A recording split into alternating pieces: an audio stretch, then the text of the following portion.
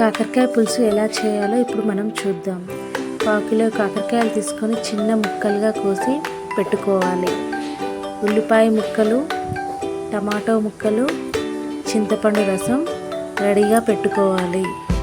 Stove మీద కడాయి పెట్టుకొని 3 table స్పూన్ల ఆయిల్ పోసుకోవాలి.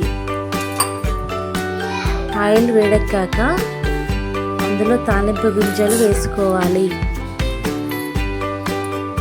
ఇవి కొంచెం వేగాక ఎండుమిర్చి వేసుకోవాలి.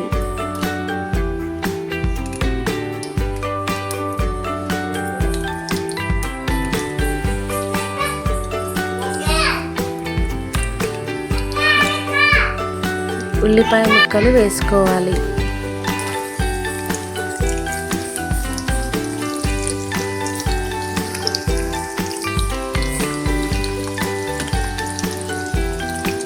కరివేపాకు, టమాటో ముక్కలు,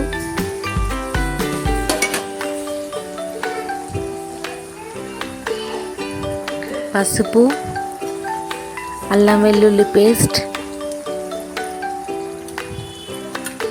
వేసుకొని కలుపుకోవాలి.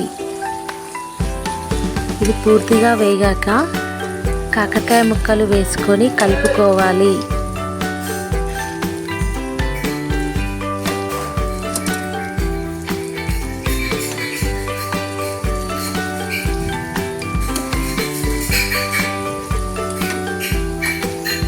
కొద్దిగా ఫ్రై అయ్యాక ఇందులో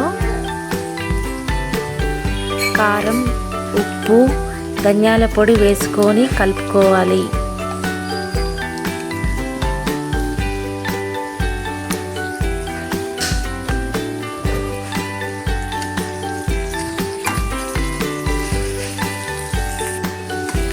ఇది పూర్తిగా డీప్ ఫ్రై అయ్యేంత వరకు వేయించుకోవాలి.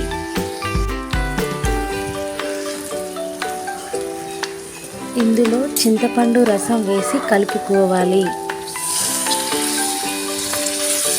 అంతే, కాకరకాయ పులుసు రెడీ అయిందండి. ఇందులో 1 స్పూన్ బెల్లం ఉంటే వేసుకోండి, ఇంకా బాగుంటుంది. Thanks for watching.